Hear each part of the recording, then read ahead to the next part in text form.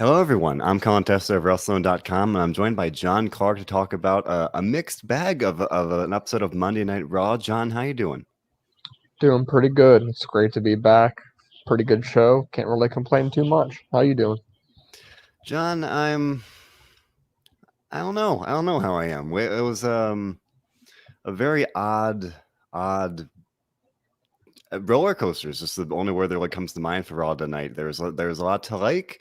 There's some stuff not to like or to perhaps even dislike. And I mean, we'll obviously talk all about it. But before we do, just want to remind you all of this show, like everything we do here at WrestleZone, is available on any number of our streaming platforms, whether it's SoundCloud, Spotify, YouTube, Apple Podcasts, whatever it may be. We've got you covered. So, John, we might as well start off here with the main event and what happened afterwards. Now, when they announced that when Rhea Ripley and Charlotte Flair would be facing off for the title again in the main event tonight, you had to expect there'd be something to make it worthwhile, something to that would necessitate it being the main event match. A lot of people, myself included, probably expected Becky Lynch to show up or something else to happen. John, you and I had previously talked about it that we expected Rhea Ripley and Charlotte Flair to continue this feud to SummerSlam, and that could still happen. We got this match between Rhea Ripley and Charlotte Flair tonight on Raw, a rematch for the title. Charlotte retained via disqualification, but then Rhea Ripley beat her down, and the Nikki Ash or ASH ran to the ring, cast in on Charlotte Flair, and won the Raw Women's Championship. John, what do you think about this? I got thoughts on both ends of the spectrum. I'm a little, I wouldn't say upset, but I'd say maybe more surprised that they chose to, yet again, it seems like every year this happens where somebody cashes in like immediately after they won the briefcase, whether it be that night or the next night or the week after. I mean, pretty much last year with Asuka, I mean, the next night she was gifted the title. And then the year before that, Bayley cashed in that night. And now tonight you have Nikki Ash the night after. So it's like the women aren't really getting long runs with the briefcase, which, I mean, if Big E gets that, I guess it's okay. But um, I thought that one of two things was going to happen, obviously. It was either going to be Becky or the cash-in was going to happen. I mean, this wasn't just going to end with, like, Charlotte winning and then that would be it. Like, that, Right. you just knew that wasn't going to happen. So when Nikki came out and won, it was nice. They were obviously cutting it real close for time. They didn't really have enough time to show the celebration afterwards, but I'm sure we'll have more developments next week. I'm more interested in the path forward because we've already been told that Becky is really close to coming back, and I think that Sasha is too. And I'm pretty sure we're going to get Sasha and Bianca again for SmackDown. So one would have to assume that Becky would come back on Raw. But I don't know how I feel personally about just Becky versus Nikki Ash one on one. To me, that doesn't make sense. So I honestly think we could be somehow heading in the direction of a fatal four-way here with Rhea Ripley, Charlotte Flair, Becky Lynch, and Nikki Ash. I think that might be the new plan, but I mean, it's very intriguing right now with the direction they're going in this feud because we thought for sure, okay, we're going to get maybe a triple threat, maybe Charlotte versus Becky, something involving Becky. But to me, a one-on-one between Becky and Nikki just doesn't make sense. So right now, with Nikki winning, where do you think we go from here? What's the path forward in this kind of women's division on Raw? Before I answer, I just want to work through some of these comments here because definitely people are streaming in with some thoughts. Tony Karan, sorry if I'm not pronouncing that right, saying out of freaking nowhere, Nikki ASH is the new Raw Women's Champion after she cashed in. I mean, yeah, this was very much a surprise cash in, a very sudden cash in that sense. So, definitely unexpected in that sense, and definitely getting some questions about wondering how long we see Nikki ASH holding the title. Now she has it, and you mentioned we don't know where we're going to go from here, whether it's a triple threat match, as we're getting some comments suggesting that. You mentioned that fatal four-way. If you factor in Becky, I think that's a possibility.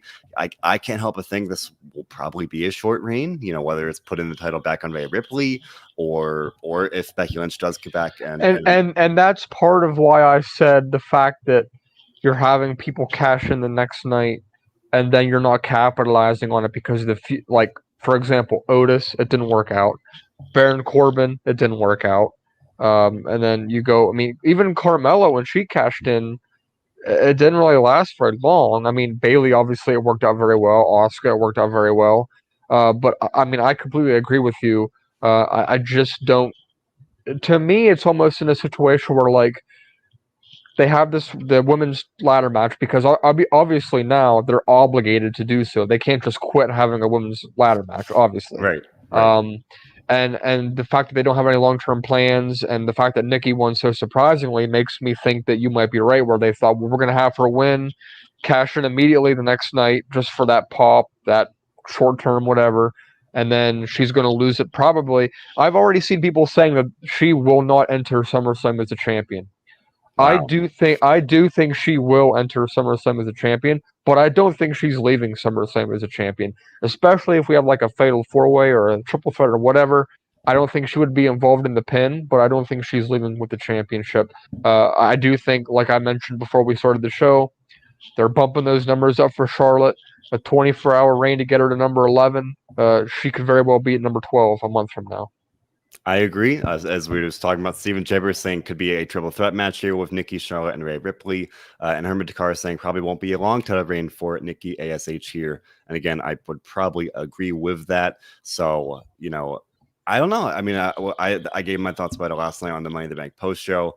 The likely direction here, yeah, you got to bump up those numbers somehow for Charlotte. This is a very easy way to do it. You're not always going to have those long title reigns when you're racking up, double-digit titles. It's just that's just the way it is. So for me, I do like the idea of that fatal four-way. You're just saying that you don't necessarily see a one-on-one match with Nikki Ash and Becky Cross. Damn. Becky Lynch at SummerSlam. I'm all over the place. Becky Lynch at SummerSlam. I would agree that does not really feel like a SummerSlam level match. They've done a nice job repackaging Nikki Ash. They can't build a feud of that caliber in the next 4 weeks. It just won't work. But you could easily build her into a fatal four-way where she comes back and she's like, I had to forfeit my title and now I'm back for my obligated rematch, whatever you want to call it. And then obviously they cash in, so Charlotte and Rhea have their argument to be made there. There's all four of these women have an argument. Obviously, Nikki being the champion now. I just hope even if it is a month and that's it, I just hope it's worthwhile. My WrestleZone Universal rankings had come out earlier today, and Nikki wasn't even ranked, and then she goes and just like completely out of nowhere. Because, I mean, for those of you that don't know, I was at the pay-per-view, and when she won, it was like, what is going on here? Like, nobody expected this or anything like that. And so she went from not being ranked at all to being number 13 in the rankings. And this was before Raw started. So just imagine now that she's a champion, from being not ranked to probably top 10 in 2 weeks is a huge jump for a superstar to make. And especially one that has just basically the second week with a new name and a new gimmick. A month into the gimmick, but 2 weeks into the name change. And now she's a top 10, arguably top 3 or 4 female superstar in the entire company.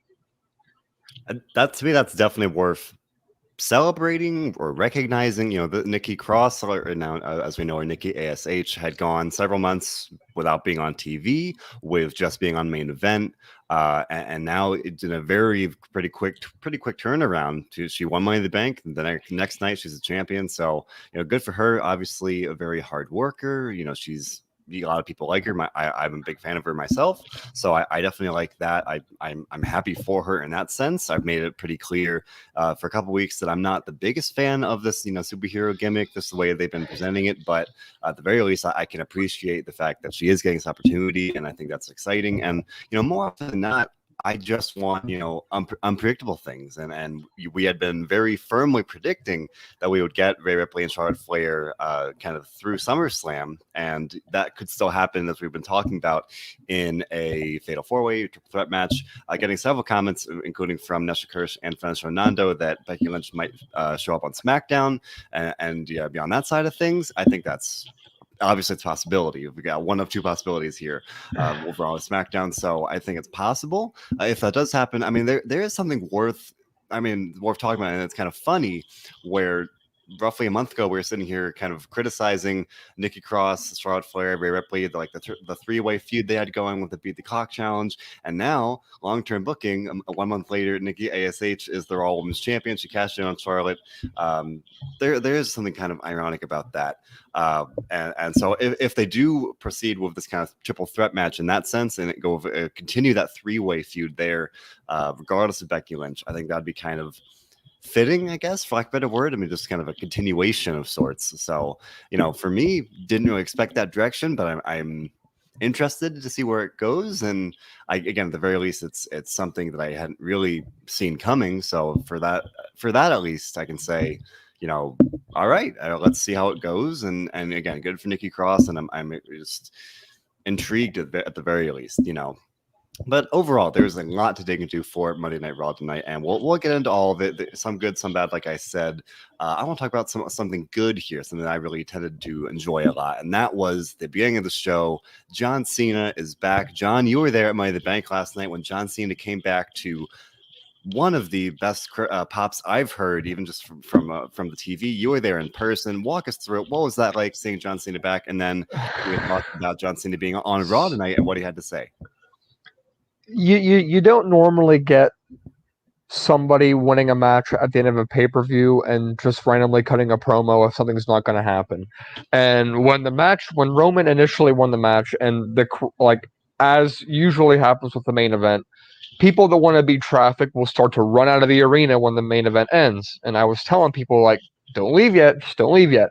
The guy beside me was like, and I was like, I think John Cena's coming out. And this guy's like, oh no, he's not coming out.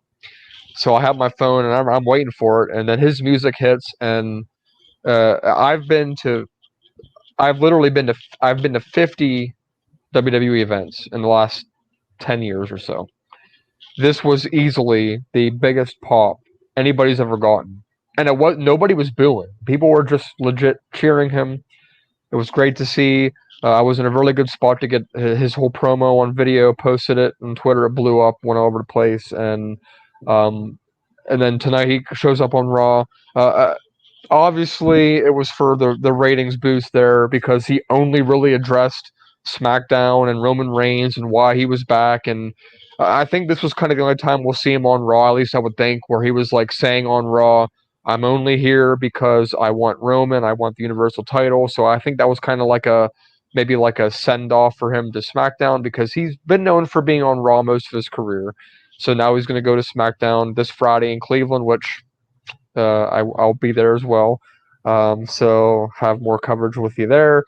But as far as tonight goes, then his interaction with Riddle was pretty entertaining too. But it's nice to see him back. It's nice to see, even though I don't think they actually made this match official. They probably will this Friday, I would assume. But what do you think about this? I mean, make no doubt about it, I think we can all agree that Cena's not going to win, because he's probably leaving after SummerSlam, but it's still a big match, which I think you probably agree too. This will be the main event of SummerSlam, the last match. Oh, yeah. What do you think about with this lineup we got here with Cena and Reigns? I mean, I tweeted about it before Raw started tonight, and I was thrilled seeing him back at at Money in the Bank this weekend. For me, John Cena was my Hulk Hogan when I was a kid. That was the guy that I grew up with as the top guy, and now having him back in the fold, however long it might last, it's a special thing. I was someone that always If I didn't necessarily love John Cena, I could at least appreciate him for what he did for the company, for what he brought to the table.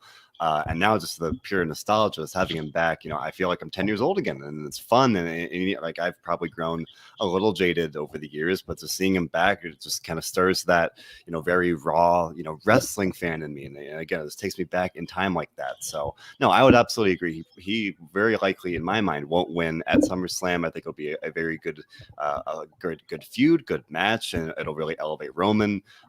Some people saying that they think that Cena will win. I don't think so. Michael Kirschbaum agreeing that he's going to leave again. I think that Roman will win at SummerSlam, and Seth Rollins will beat Edge at SummerSlam, and then we'll move into the fall where we'll see Roman and Seth start their program. I think that's what we'll get this fall. I agree, and if that's the case, they very much are nicely building to that gradually. They're obviously now focusing on Cena and Reigns and Rollins and Edge, but then it's very clear that is a very compelling possibility. I'd like to see that. DJ Cassier pointing out, Cena said in that off-air promo last night that he is back, but he's not leaving again. I mean, he said he was back as in a sense of he's not going to just stick around for one or two shows, and I don't think he'll be here for probably 1 or 2 months, and that's it. Don't expect to see him the rest of the calendar year. We already know he has a movie to film at the end of August. I think we're going to get a good month out of him. I wouldn't be surprised if he did maybe do a couple of the house shows over the next month, just to kind of get some in-ring work and stuff like that, sell some tickets. But yeah, I think me and you can both agree that 2 months tops for him. Yeah, I mean, I would agree. And however long it might last, I'm happy about it. For just seeing him out there doing what he does best, firing up the crowd, getting the cheap pops to start the show tonight. Just it's a good time, right? There's very few people that can really rile up a crowd, at least in the business today, like John Cena. That's what he does. That's what he's here for. And with the fans being back now, that is exactly what WWE needs. So for me, yeah, it could end next month, and I'll just appreciate that we got this right. We went through the whole stretch of the pandemic era without John Cena, without a lot of big names, and now presumably at some point soon Becky Lynch will come back. We've got John Cena back for now, so that that's adding this nice positive. Buzz. What? While you're talking about it, you might as well go into the next big guy that came back. Go ahead, tell us about it. I want to talk about Keith Lee, but let's work backwards here. Goldberg came back, and John, you and I talked about this. I think it was last week. This has largely been rumored that Goldberg or Oldberg, as we've gotten some comments about here in the comment section, will be challenging Bobby Lashley for the WWE Championship at SummerSlam. And I didn't want to believe it, John. I didn't want it to be true. I just if they couldn't pull off Brock Lesnar, I was like, they got it. I don't know what it would have been, but I was like, I hope they would have done something else. But no, Goldberg came out tonight and did what Goldberg does. He just said, "I'm next," and that's it. I will say he got a great pop. So there is that. He always does, though. It's natural. Like, it's always going to happen just because it's him. Like, it's like one of those things. It's like an unwritten rule. You have to chant Goldberg when Goldberg comes out. You have to. But going off what you said there, a possibility that I thought if neither of those two would have been Keith Lee. And when Keith Lee's music hit tonight because he returned too, I thought, well, maybe, just maybe, these two will have a SummerSlam feud. But then he loses clean to Bobby Lashley, and not gonna lie, Keith Lee didn't look good as far as like looking strong. Like, he pretty much got his ass kicked by Bobby Lashley, and that doesn't do him any favors. But I mean, we assume he's back now, so that's nice. That's good for him. But then Goldberg comes out, and that was expected. The rumor leaked a couple of weeks ago that was going to be the plan, and you couldn't help but to think, well, there's nobody else, so it must be him. He comes out, but I'm okay with this, and let me tell you why I'm okay with this. If he loses, I'm okay with this. If he wins and beats Bobby Lashley, then there's probably going to be a couple problems. But I think sort of how like Roman is going to look stronger from Cena, we think. I think Lashley could look stronger by beating Goldberg, and that benefits him. I get the argument where, hey, Goldberg's lost 2 title matches in a row. He just shows up and gets a title match. Well, John Cena is doing the same thing. He shows up and gets a title match. You can complain as much as you want. He gets ratings. He gets people in the seats. So if you really don't want him there, don't watch and don't buy tickets when he's in a match. Problem solved. And people have. I was told this all weekend from people, and I don't understand how they can think this. I was told that there is no such thing as a casual fan in wrestling anymore, and that could not be any more further from the truth. There definitely are such things as casual fans because, like tonight, the rating is probably going to skyrocket just like it did for SmackDown. Do you think those are hardcore fans that are watching when the rating goes up? No. Those are the casual fans that are only watching because it's a big name or something big's going to happen that they want to see. Goldberg is one of those people, just like Brock Lesnar, just like John Cena, just like Kurt Angle, whoever, that you're going to watch when he's on TV because you just want to see what happens, you know? So I think it's going to be a nice feud the next couple weeks. It's going to be the typical Goldberg feud where he comes out, a war of words every week, and Lashley might beat a couple people up leading up to the match. But what do you think about this SummerSlam feud and the long-term plan here for Bobby Lashley? I still think they're holding out hope they can get Lesnar back, so I don't think Lashley's dropping this belt anytime soon. It's all too easy to see the at least possibility that the Goldberg will beat Lashley because that's what happened to the Fiend 2 years ago. I guess that was what, last year actually. Yes. Yeah, and somebody could be kind of built up as this dominant champion, and they could kind of seem unstoppable, and that's largely what the Fiend was. Then he meets Goldberg, and Goldberg wins, and there you have it. And I wouldn't necessarily expect that. I'm just saying you do look at that track record and say it's at very least a distinct possibility. Granted, we were sitting here saying the exact same thing about Drew McIntyre and Goldberg this past January. Goldberg faced Drew McIntyre at the Royal Rumble. Largely very same thing. Goldberg showed up. He's like, I'm next. And he cut a promo about how Drew was disrespecting legends and all that stuff. And then thankfully Drew won and we moved on. But for me, that's the root of the problem here. Not even the fact that that WWE is still relying on Goldberg like this, or, you know, doing the same thing. That is the problem. But at the same time, it's just literally on paper, Goldberg lost the Royal Rumble. And before that, did the same thing. Came out, demanded a title match, and only really qualified for it because of his past accomplishments. Here, he's coming off a loss 6 months ago, and just, you know, presumably he's going to get a loss to somebody that Bobby Lashley has beaten like 5 times now in a row. Correct. So that for me is the real problem in that. Like, that's why you know, I'm not necessarily very excited about it.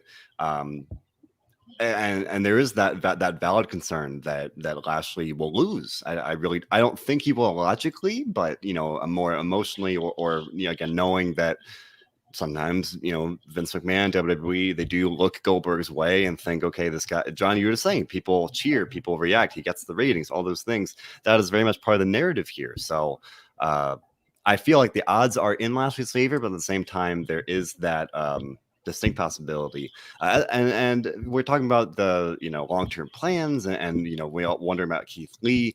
Yeah, it was very disappointing for me to see Keith Lee lose like this. You mentioned he didn't really look impressive in the match itself. Like, he wasn't booked to look very, you know, imposing in terms of, like, he didn't really bring all too much of a fight to Lashley. So for me, this is a guy, we haven't seen him on WWE TV since February, and a lot of people have been hoping he'd come back, whether challenging Sheamus for the US title, or Johnny mentioned, you know, in a world where you can't have Brock Lesnar last year for SummerSlam, maybe bring Lee back and build him up pretty quickly for SummerSlam, and then to have this happen where he just kind of loses decisively, and, you know, to say kind of colloquially get jobbed out. Not the best look for a guy that has so much potential, that's been booked as a, you know, when he's been on the show, has been booked as a very bright rising star, and now he's back. Presumably he's back on the show, yeah. But now he's kind of in that Damian Priest territory of, like, he came in, looked pretty good, got a good run, and now what, right? And I'd like to hear, hopefully now that he's back, he'll somehow cut a promo where he will share his story. Maybe he did mention that when he came back, he would explain everything, why he was gone. I hope we do get that clarification. Yeah. Even if maybe it's on a personal level, maybe they just storylines to say something, but they need to give some kind of an explanation about why he's been gone, because there was no ever announcement that he was injured or anything like that. They should clarify what it is. And then as far as his future goes, I would like to think that maybe he would get a chance at Lashley again, but the way that he was kind of like dismantled tonight, it wouldn't make sense. So I'm not sure. Maybe draft time he goes to SmackDown, gets a chance at Roman or something. I'm just not quite sure where he goes from here, because he just came back. He lost clean. Didn't look very good at all. Like, now what? Yeah, and there are any number of good possibilities for him. Obviously, again, he's got all that potential, and there are any number of ways that you could kind of rebuild him. You mentioned, John, him going to SmackDown. And this comment from friend of the show, Nando, wondering if we could see a Big E Keith Lee feud, kind of like Cesaro versus Sheamus from a couple years ago. I thought like that idea. I mean, any number of ways that you could kind of just I don't want to say salvage his main roster run, but to kind of just, I don't know, damage control and just kind of reestablish him as a bright rising star, like I said a minute ago. I'm hopeful they'll find a way to do that, but again, they are kind of in the spot where having him lose to Lash like this, they're maybe facing an uphill battle in the short term of like, okay, this guy just came back, he's lost so decisively, and again, the moral of it, or the takeaway is, now what? And I just don't know what that is. Obviously, the another big story tonight was Karrion Kross debuting on Monday Night Raw and losing to Jeff Hardy via a roll-up. Jeff Hardy had the No More Words theme, so that was cool. Boy, Karrion Kross losing to Jeff Hardy here. Not the way I would have liked to see it happen. John, you're waving your hand at me. Did you like to see this happen? I was completely fine with how it went. As I mentioned, Jeff Hardy getting his theme back. You can't have him lose when he gets his theme back. And that's why I'm fine with how they did it on kind of like a roll-up cheap pin. It's not like Kross lost clean. He lost on a dirty roll-up pin, so that's fine with me. He cut a pretty good promo after. What's more concerning to me is the fact that he looked different. His entrance was different. He didn't have Scarlett with him. That's not going to work for me on the main roster. I'm not a fan of that. On the Jeff Hardy side of things, you could tell he was so happy to have his theme back. He was happy to have fans back.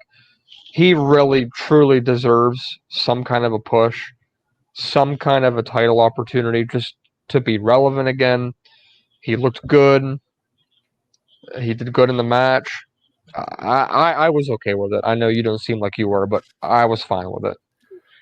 I guess I should clarify. Yeah, my bigger problem, kind of, we were just talking about with Goldberg. The bigger problem comes from the booking there. Here, it's just like you just mentioned, that presentation aspect. They bring Karrion Kross up, new theme song, new presentation, no Scarlett, and for me, I'm a big fan of the way they presented Kross on NXT. I'm a big fan of his package deal with Scarlett. I think they're great together, and for me, they just feel like this great money duo, and now you bring Kross up without Scarlett, and to me, that's kind of taking away a very important aspect of his success. And as far as I know, as far as I can tell, the only reason that they are separate right now, at least here, with Kross on Raw without Scarlett, is that they kind of want to have her on her own. And for me, that it does feel like they're better off together, where they complement each other. And even if you want to have Scarlett as potentially, as a women's wrestler, join the women's division, cool, great. But I don't see why I have to break them up like that. So yeah, I can see your argument that Kross lost with a roll up, and it's not like he lost clean. That's fine. But for me, he's an NXT champion. He's losing to Jeff Hardy like this on his first night on Raw.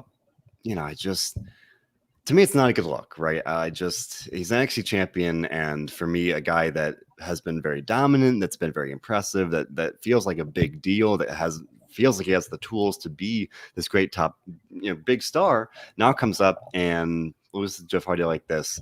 I can't help but say it was a little disappointing. He'll show up tomorrow like nothing happened. Right. We talk about all the time. It feels like the right hand doesn't talk to the left. The NXT and main roster do not seem to be on the same page. So hard to disagree. I'm sure that come tomorrow night on NXT, they might just kind of pretend like, yeah, no, it's a different world, different show that didn't happen. And we'll have to roll with that as it is. But, and like you mentioned, he had a promo after the match. He said, Jeff Hardy made a big mistake. Now, eventually, everyone will fall and pray. So I'm curious to see how this goes down. Like, is he on Raw now? He's still an NXT champion. He choked out Samoa Joe last week. Are they going to feud? I don't know. And that promo made it seem like he's going to be feuding with Hardy. So if he is sticking around on Raw, what does that mean? Of course, we'll talk about that on the NXT post show on Tuesday night. But I just there are some definite variables there, and I'm curious to see how that goes. But to sum it up here, at least for Karrion Kross, I agree with Fernando. No Scarlet equals a pass for me, dog. I mean, yeah, they're great together. I think that Karrion Kross is at his best, the way we've seen him with Scarlet by his side. So between the loss and not having Scarlet there, very disappointing in that sense. So if that's the way they're going to roll with it, I hope that they kind of find a way to improve his presentation, because he did feel kind of generic in some ways, because I think Scarlet really did add that distinct layer to him as a character. So again, another disappointing aspect of that. So that was one of the big, takeaways for me tonight. Another one was, at least in some sense, Drew McIntyre and Jinder Mahal continuing their feud. It was Jinder Mahal's birthday. We got a brief birthday celebration where I think it was Veer saying happy birthday to Jinder. Drew McIntyre crashed the party and brutally attacked Veer with a chair. So still rolling with that feud as well. And I guess the big thing there, at least, is that Drew McIntyre out of the WWE title picture, so that is worth celebrating at the very least. So we're rolling with that feud, and it feels like that might be one of at least the Raw's big matches for SummerSlam. And if they can find a way to kind of build Jinder up in the next couple of weeks, I have no problem with it. Yeah, I do think this is probably going to be a SummerSlam feud of some sort. This might be one of those matches where they have some kind of like a stipulation, like a cage or chairs match or whatever they're going to have there. I'm fine with it. Like I said, Drew's finally on the mid card where I don't want to say where I think he belongs, but where I think he should be for a little bit now. He's been in the main event for the past year and a half at least, probably 2 years now. So I think it's okay now to kind of get him to engender nice little mid card feud there. There's a meaningful story behind it. The match should be pretty good. There's no complaints from me with this story. Yeah, to me, we've talked about it before. They've got that history. They've got a pretty easy story to tell in that sense. So I'm curious to see how they kind of continue to roll with it, and I hope they do incorporate more of that history there, rather than the feud being about the stolen sword and the destroyed bike and this ruined birthday party. To me, the real story is that that shared past that they have as members of 3MB, as guys that got fired and came back to win the title. Maybe leaning more on that and making more of this personal story rather than just like I said, about the fact that Jinder stole a sword and being a little more silly like that. Speaking of silly, we saw some, maybe a comical development here where Reginald won the 24/7 championship. We had a non-title match between Natalya and Tamina and Nia Jax and Shayna Baszler. I was very surprised to see that Jax and Baszler have not broken up yet. They're still together for whatever reason. And then Natalya and Tamina won with another accidental distraction from Reginald. Baszler got mad, and Jax said, and I thought she'd kind of side with Reginald and they'd finally break up in front of the live crowd, but no. She attacked Reginald, walked out with Shayna Baszler, so they're still together. But Reginald quickly, his fate turned around, because when Akira Tozawa ran to the ring, Reginald attacked the 24/7 champion and pinned him to win the title. So Reginald, 24/7 champion, and Nia Jax and Shayna Baszler are still together, John. Yeah, I can't help but to think it's just because the women's tag division is so lackluster and lacking teams right now, so they kind of have to rely on keeping them together. Possibly they just don't have anything for them to do right now. I mean, it's hard to see right now. Natalya and Tamina, I can tell you, Tamina has not gone over with the crowd during the Thunderdome era. She clearly got no reactions last night at Money in the Bank. Natalia, I mean, she's Natalia, so she always gets some kind of a reaction. But yeah, the women's tag titles are on life support. They're just I mean, and we got Shotzi and Knox right now. They're clearly going to get a title match. It looks like next, so at least we have that going on. But Shayna and Nia could be so much better on their own. I don't know why they're not. And then Reggie, whatever. I mean, he did some cool backflips and somersaults and that kind of stuff. So I'm fine with what he's doing. Yeah, I mean, good for him to still kind of have this somewhat I don't think prominent is the right word because it's the 24/7 title, but at the same time he's a champion, so that's something for him. And yeah, I think you hit it right on the head. Nia Jax, Shayna Baszler probably should have broken up quite a while ago, but they just don't have many other teams, and they continue to kind of lose even more depth. Kind of, and granted, they're slowly trying to fix that. They did call up Shotzi and Tegan Knox, but otherwise, you do kind of need a credible team there. And Nia Jax, Shayna Baszler, they've been the champions, so they're kind of stuck together in that sense. And until they kind of do add more depth to the division there, I unfortunately, for me at least, I've been saying I want them to break up for months now, but they are probably going to stick together because, as Francis Nando says, the main roster women's tag division is lacking in that sense. So hopefully they'll really kind of address that going forward. But in the meantime, we're still going to be stuck with Jackson Baszler moving forward without Reginald here. And I probably wouldn't expect Reginald to have the title for too long, but at the very least, good for him to add his name to the long line of 24/7 champions like that. So otherwise, we had a Symphony of Destruction match between Elias and Jackson Riker. John, you and I have talked about this for quite a while here, but this was Riker's big, not debut. Reveal. Big reveal. Good. Yes. Big reveal in front of the live crowd.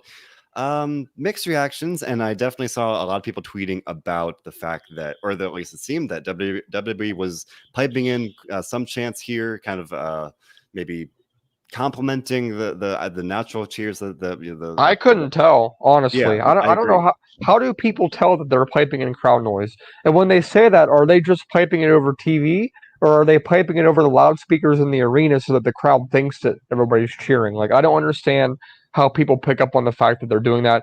It is whatever. I mean, regardless if they did, he still didn't really get that much of a reaction. It was mostly positive, if anything. But I think Elias was getting more cheers when he was using the whatever instrument at the time. He used so many different instruments. I don't know which one it was then, but the match itself was okay. I hope the feud's over. I would agree. I was surprised when the match was announced and then it started. I was like, oh, I thought we were kind of done with this, and I guess expected we to get something with Jackson Riker because they have been pretty clearly kind of rolling with him in that sense.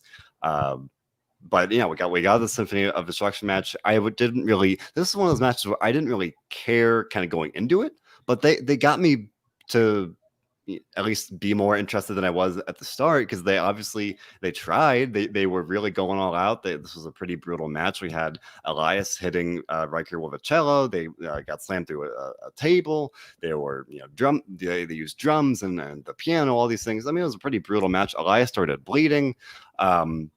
So definitely it exceeded my expectations in that sense. And like you said, it is worth noting that Elias seemed to be getting a little more of the positive reaction, even as a guy that's very much positioned as the usual heel like that. So first night out, John, you mentioned, Riker didn't really get any real reaction, and I guess that's better than the expectation that he'd get a lot of boos. So I guess that's a positive. And maybe Elias getting cheered maybe had more to do with the fact he was in there with Riker. I don't know. But no, definitely worth keeping an eye on kind of as we go forward here, whether we see more, even this maybe determination to keep rolling with Riker as a face, or if they decide it's not working. That's kind of where I've been leaning for a couple weeks now. But WWE is gonna WWE at the end of the day.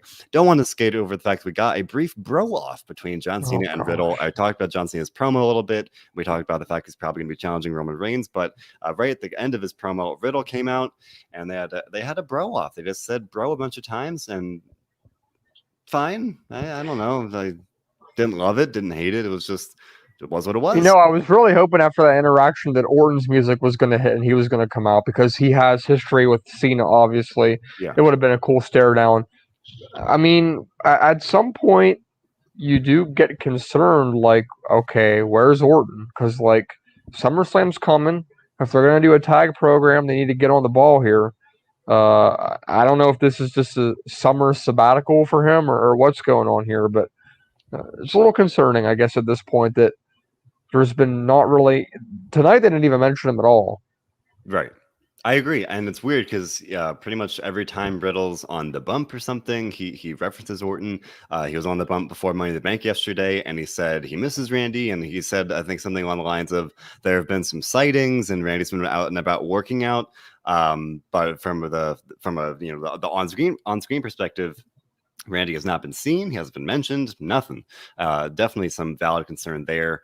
And yeah, we've been saying for weeks we really expect to see AJ and Omos defend against Riddle and Orton there for SummerSlam, and it is just a little over a month away now. So I think actually no, literally a month and 2 days, pretty much. Yep. And yeah, they are running out of time in that sense. So I hope that the Randy comes back soon. They can do that, but if not, I don't know. Obviously, we've been talking about it for a while. That RK Bro has been working very well. It's a great storyline, and I've been enjoying it a lot. But with Randy being missing, I don't know, and we still don't know where he is. Like Johnny mentioned, being on a sabbatical of sorts. We just don't know, and we're kind of like Keith Lee's absence. We just don't really know what's going on there, and hopefully he'll be back soon. But just have to wait and see what happens with that. But for the tag division, at least, we do know that the Viking Raiders will be challenging Omos and Styles again next week. They announced that rematch a little later in the show on Monday night. So the Viking Raiders unsuccessfully challenged at Money in the Bank. It was a good match, but Styles and Omos will defend the titles again because we saw the Viking Raiders pin John Morrison or Johnny Drip Drip in a 6-man tag team match to open, or after Cena's promo to open the show. Fine. Again, kind of like the women's tag division. Not a whole lot of depth here, but maybe a little disappointed to see America's Most Wanted take the pinfall right here. Right, John? I guess so. I mean, somebody had to. I was okay with how it all went down, I guess. We have the tag division looking a little better. I mean, we have Ali and Mansoor forming a tag team at least next week to have a match.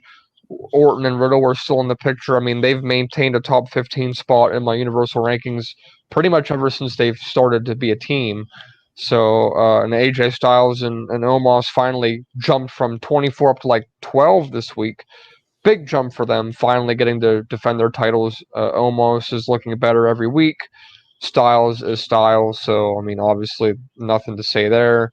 And then, of course, Viking Raiders looked pretty good. You can never, they always look good in the ring. And The Miz will eventually be cleared to come back. So you're going to have The Miz and Morrison. I think the tag division is fine on Raw right now. No complaints there. But I just would like to see Orton and Riddle get a tag match, a title match. I agree. Yeah, the division of definitely needs some more depth in that sense. I think it's fine. I think you can always use more depth, but when you've got the Viking Raiders, now you've got potentially Mansoor and Mustafa Ali. You got Shanky and Veer. Potentially, right? I mean, any number of potential combos there. You do have the New Day, as Nestor Chris pointing out. So, and like you just mentioned, even if you're joking, just out of saying you could get Jinder Mahal's lackeys, Veer and Shanky there as a duo potentially. Retribution still hanging around. You've got the Lucha House Party. I mean, you've got depth, but in terms of like legitimate contenders, maybe a little lacking in that sense. I feel like Robert and I talk about this every week. I'm sure you and I have talked about it before, but friend of the show Nando saying the tag titles should be unified after SummerSlam. We can continue to hope, but I don't know. I feel like we do know they're going to do at least one super show in the fall for Madison Square Garden. I feel like that's probably a little more just a one-off than anything like that. Obviously, we can hope Sure. Sunday, but I do want to note that yes, as Ray Garza pointing out, we saw a bunch of championship contender matches tonight. Not non-title matches, not number one contender matches, but non-title matches between a champion and a potential challenger were referred to as championship contender matches. Bit of a new kind of twist there. Yeah, so it's weird. The concept appears to be a championship contender match implies that if the contender beats the champion, they are therefore entitled to a future championship match. So it's we've seen this before. We saw this last week, didn't we? With somebody. Was it? I think it might have been on SmackDown, I think right? it was Natalia Tamina facing Tegan and Yes. Shotzi again. So yeah, Shotzi and Tegan appears that they will get a title match at some point. That's what I got of what Cole was explaining when he said that a championship contender match is where if you could beat the champion, then you have earned yourself a title match, which is what they told on Raw tonight. They said when Adam Pearce and Sonya Deville came out, they gave somebody a championship contender match.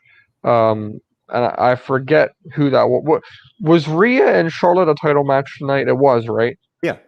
And then Charlotte, pulls her tactics to keep the title, but obviously that didn't work. So, tons of changes they've been implementing.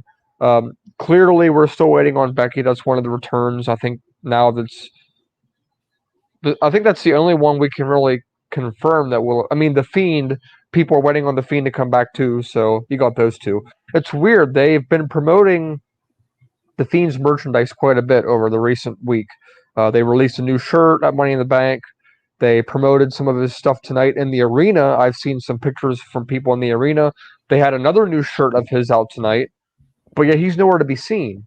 So let's talk about the Fiend here real quick. What do you think about him and when he might come back? I thought I remember the rumor being that he was advertised for, I think, August 9th. And if that's, I guess it's entirely possible he could come back before that or even after that. Yet again, I'm thinking maybe 2 weeks because they're going to be in Chicago and they always do something big in Chicago. So maybe there. Maybe. I mean, they do kind of seemingly like to kind of orient the shows around big cities like that.